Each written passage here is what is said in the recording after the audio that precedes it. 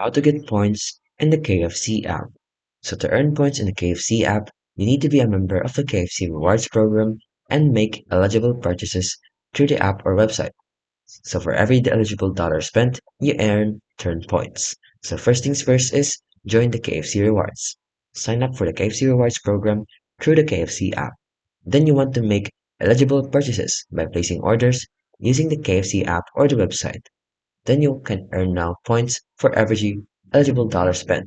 So if you spend a $1 on your orders, you get points and it's 10 points for each dollar. And these points are calculated after discounts and delivery charges. Then you can now check your balance. So after you check your balance, you can view your points, balance, and redeem the rewards within the KFC app. So you can also redeem the rewards, which is your points, after you accumulate the points to claim free food items from the secret recipe vault.